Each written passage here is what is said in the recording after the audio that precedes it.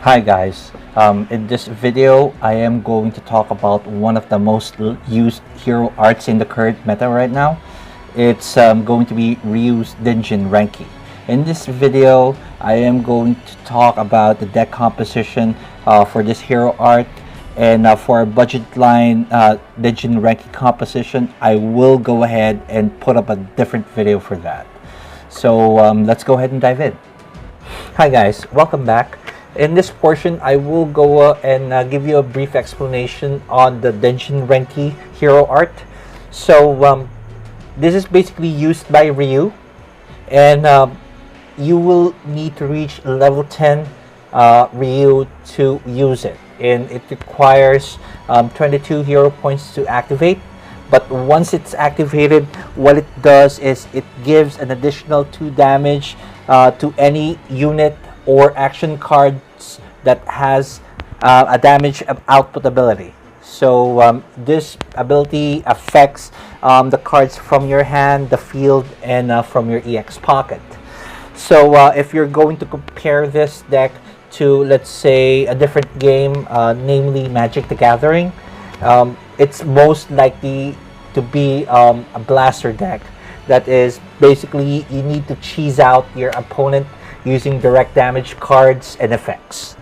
So like the previous video, I will go ahead and explain each card that will use and I will play a couple of games using this deck. So I will not keep you waiting. Let's go. Hi, in this portion we are going to talk about the cards needed for this deck, and let's go ahead and start off with Chains of Fist. This is a 1 MP action card that deals +2 damage to a random enemy unit on the field. One good part of this card is it accumulates damage to the number of Chains of Fist being played. So it is a good action card if you want to control creatures in a very early game. Let's go ahead and move into the next card, and this is going to be Sneak Attack. In plain sight, this is just a 2 MP action card that deals 2 direct damage to an enemy hero. But if you're going to look in closely, this is one of the essential cards that you can use early game, since that it does have art charge. So it makes your hero art activate a little bit more faster. So it is a good card if you're going to include this on this deck. I highly recommend this card. So let's go ahead and check on to the third card, and this is going to be Blockade Strike. A good control card against units that has death and revenge abilities. Basically it deals 3 damage to an enemy unit, but then again, if that unit is destroyed by this card, it gets removed out of the game, thus removing any death abilities on that unit. So definitely it's a good unit control card, and it is for 50 souls each if you're going to craft this. So it is a must-have if you are opting to a more control setup when it comes to Denjin Renki. So let's move into the next card, Agent's Memories. It is one of my favorite cards on this composition. Why? Because in plain sight it is just a 2 MP card that deals 2 damage to a hero or an enemy unit. But there's a kicker, and it does have a memory requirement of 7. And as you know, memory requirements are very easy to attain on this composition, and once you've met the requirement, it deals 7 damage to a target hero or to a target enemy unit. So for 2 MP for 7 damage, you really have a good bargain there. So if you have this card, it is a must-have. But I will go ahead and mention other substitutes that we can use for this. I believe there are some, and let's just go ahead and move into the next card,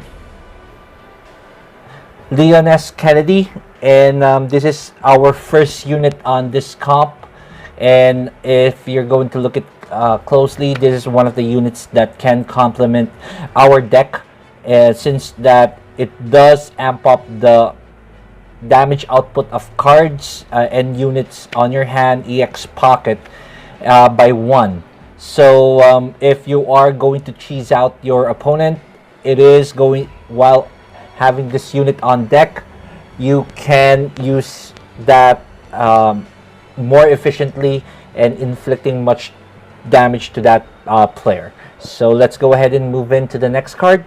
Okay, our next card is going to be Ashley Graham, and she is a downgraded version of Leon S. Kennedy, as she does have the same ability as him, which is it amplifies the damage output of your cards by 1. It is regardless whether it's action cards or friendly units. It will amplify their damage, and it will have an additional 1 damage to them. So one weak side of her is she cannot attack, but it makes up for a good defense stats. So she does have 2 attack and 2 HP, which is a good stat line when it comes to defending smaller units than her. So it is a recommendation to have her on this composition. So let's go ahead and jump into the next card. And this is going to be Scar of Humiliation. It is a direct damage card that deals 3 damage to an enemy hero, and it does have 3 MP. It doesn't have any special effects other than being a direct damage card, and I would recommend a different card if you are using during early game, and this is going to be Headshot. The reason why is because it does have an art charge of 2, so it makes your activation of your hero art a bit more faster. So it does have the same ability as Scar, but I would definitely use this as much as I can. So let's go ahead and jump into the next card. And personally, this is one of my favorite cards on this comp. It's because you are getting 2 abilities for the price of 1. It supplies you with a small crowd control effect, which is dealing 1 damage to all enemy units, plus it deals 3 damage directly to the hero or your enemy hero. So it is a good combination, especially if you are trying to calculate the amount of damage that you may need to put out against a certain unit. So let's go ahead and jump into the next card. And Storm Tornado is one of the sneakiest cards that I am using for this comp. You know why? Because it does supply you with a heavy pierce ability, which will enable you to directly damage an opponent if the damage, or if this card excesses the number of HP of the targeted unit. So it is a good combination because you get to damage a unit, plus the excess damage will go straight to the enemy hero. And being one of the highest damaging cards on your comp, it is a good card to destroy like high HP heroes. And especially right now, most of them does have like 6 and 5s HP. So it is a good card. One bad side of this card, I think, is going to be the casting cost. Since that it is a 5 MP card, you may need to wait a while to cast this. But then again, it is going to be worth it. So let's go ahead and move into the next card. And we do have the Fate-Defying Ryu. This is one of the nicer units on this deck, given the fact that you only have at least 7. No, not 7, but 11 units here on this deck. So what it does is it does have a rush and agility ability, which makes attack a little bit more faster to him. And plus, you do deal X damage, where the X represents the number of action cards used in this battle. So what it does is it applies the X damage first to the unit before it deals the attack damage of Ryu. So it is a must-have, not really a must-have, but a recommended card if you're building this deck. So let's go ahead and jump into the next card. Okay, our next card here would be Veteran Agent Leon. So he is a 6 MP unit that has 3 attack and 7 HP. And he does have a rush ability which makes his first attack a bit more faster compared to ordinary units. And when he is played, he will deal damage and it will get split amongst the enemy units on the field, and it is equal to the number of action cards used all throughout this battle. So meaning to say here, as long as you are using action cards, it will accumulate damage, and once he is played, it will be distributed to all of the enemy units. So one additional ability of his is he will deal 2 damage to the enemy hero whenever you kill a unit using a damage effect card. So it may be a blockade strike or a chain of fist. So when you killed that unit using those cards, it will inflict 2 damage to the hero opponent. So let's go ahead and jump into the next card here. And our last card is going to be Bit. He is a 7 MP, 4 attack, 7 HP unit that has rush and a resonate. And the resonate ability is it will deal 1 damage directly to the hero. So since that you use action cards frequently on this comp, this is going to be like used most of the time when he is on the field. So our next portion of the video is we will go ahead and play a couple of games here, and I will give you a little rundown on how to play this deck. So please stand by, and thank you very much. Okay guys, in this portion of the video, I already recorded a game here using the composition that that is featured on this video. So we do have a good hand, and we do have an Ashley Graham along with some unit control cards such as a blockade strike and a storm tornado. So what we would do here is initially we would go ahead and play the Ashley first, and most likely I will go ahead and eliminate the Rashid since that it will go ahead and be a nuisance in the long run, so I need to eliminate that. So what we did here is we are going to get a Leon S. Kennedy, and most likely we are going to play that here, so we could at least amplify our damage. So we will eliminate this unit, and most likely it will be removed from the game. And as we can see here, we do have field control. So any type of unit will get swatted right away because we do have a good number of cards here. It's either we are going to use another card, and as you can see, we do have the Chain of Fist on hand, and we do hope the RNG. No, I was hoping that the guy would get hit by that. So there you go. But we do have another Chain of Fist here, and we are going to kill this. But then again, he removed the Leon S. Kennedy. I gained 9 points there.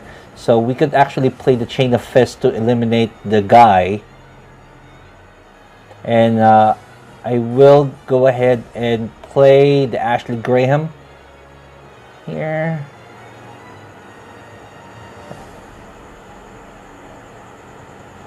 So there you go. And I will activate the hero art, and it will amplify my direct damage cards by 2. And I could be greedy here by casting another Leon S. Kennedy, but as of the meantime, I will poke him out, and that is like 6 points. And if you have noticed that the direct damage would get much itchier, if I should say.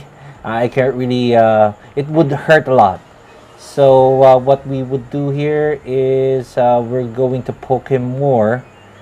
And there's going to be another 5 damage. And okay. So as of now, we already won the game because what I did here is I did try to control the game, or not really the game, but the field, and I'm just going to cast Agent's Memory on this. So I would assume that he would have the same card, but if he did, we already lost. And good thing it did. So let's go ahead and jump into the next game. Okay guys, this is going to be our second game. We are up against a Jill Valentine with antibody activation. So we do have a nice hand here, a Leon S. Kennedy with 2 Chain of Fist and 1 Blockade Strike. So what we're going to do is we're going to play the Leon and try to kill the Nash as quickly as possible. So there you go. She is exploring right away. We are going to play our first Chain of Fist, but she cast a combo on that card, and we kind of did a little blunder there because I was supposed to remove Nash from the game. So I would have never played the Blockade Strike during that time, but it's okay. So here we are playing another Leon. Okay, so we do have clearly the advantage, but apparently he destroyed our first Leon here, but we will poke her out first by putting in 5 direct damage on her. So she won't do anything, I would assume.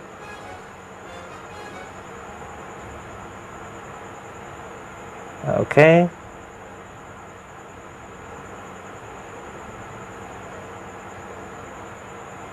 Okay, we're going to play the Ashley here. So we are basically in advantage.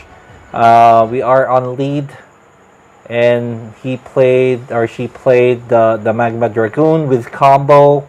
This is going to hurt, but okay, we do have a good draw here, and we will go ahead and destroy this unit right away by using our Storm Tornado. And after this, we'll go ahead and activate our Hero Art here. So we are just waiting for our mana to recharge. So let's see here. We do have 5 action cards played already with +4 damage, or make it +2, but then again we killed the Ryu there. It's a good thing, and she conceded. So let me just go back at the deck creation screen here for our final thoughts about this video. Okay guys, my final thoughts about this deck. It is very competitive. Though one weak side of this composition is if you get overwhelmed right away.